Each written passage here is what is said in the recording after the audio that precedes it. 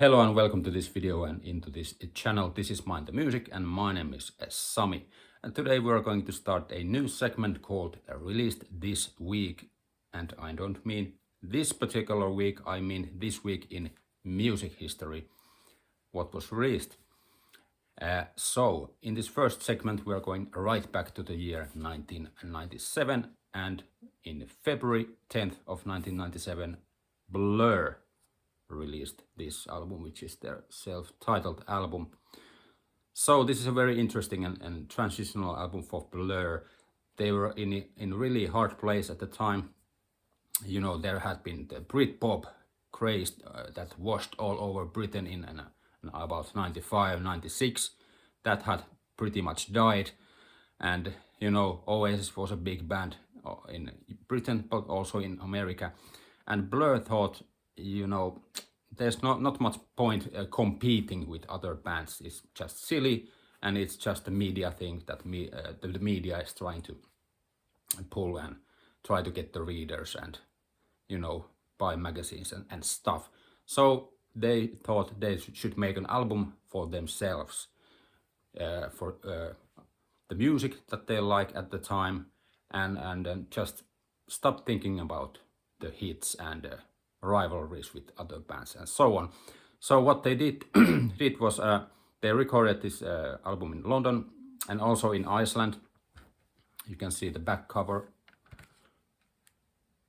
maybe a little bit, well, the light is shining, so the boys are there walking in smoky Iceland landscapes. So they recorded in Iceland, for example, and the guitarist Graham Coxon had this idea that they should have more American influences in this album. He had been listening to Sonic Youth and Pavement and other a bit noisy and but also melodic American indie bands.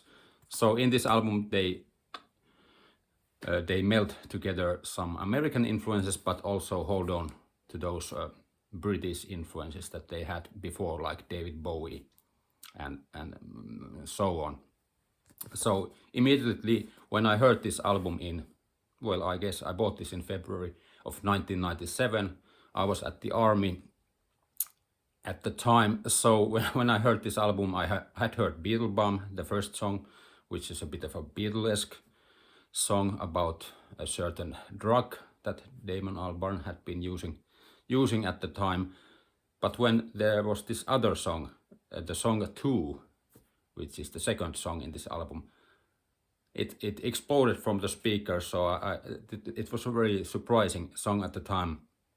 And of course later we have found out that it was a bit of a joke about the certain grunge bands and this American indie sound, and they just went on with it and cranked it to the max. And but I liked it at the time, and also, as you may know now, song 2 became one of their biggest hits, and their biggest hit in America, definitely.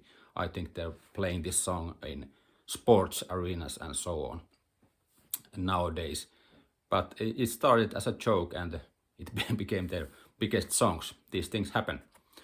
But also you have many different kinds of songs here. You have the acoustic, You're So Great, which is more of a singer-songwriter type song with American indie influences, sung by Graham Coxon. And I think the most important aspect of this album is, as you may know, Damon Albarn formed Gorillaz in the late 90s and recorded first, I think, in the early 2000s. So this album has some of the first signs of Gorillaz type of music.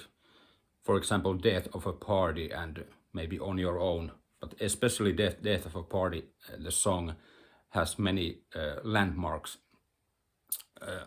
hallmarks of the sound that Damon was pursuing with Gorillaz later on. So this is a very important album for Blur, moving on, but also for Damon Albarn and his future projects and bands. And also, if you listen to the last track, Essex Dogs, I just listened to it hadn't listened to it in a long time, but I listened to it now, and it's a very trippy song with some dub, krautrock influences and dub influences, and maybe something that Public Image Limited would have done in the late 70s, early 80s, the John Lydon band that was prominent at that time. So this is a very experimental album, but also melodic songs, and it's all over the place, like like Blur is often, and yeah. So as you may have noticed, this is one of my favorite Blur albums, because I was at a certain age at the time when I bought this album, and I really listened to this album a lot, so I remember it pretty much inside out. But yeah, let's see the band also here hanging out and recording the album, I guess. So of course, with song 2, this album became the biggest the Blur had at the time in America, but it also was a great success in Britain also. So the changing of the style didn't really affect the band that bad, and they moved on from there, recording maybe even more experimental material with their next album, which is an album called 13, which they released in 1999. So, what do you think about Blur? What do you think about the album Blur? Do you have favorite songs? Do you have any memories about this album?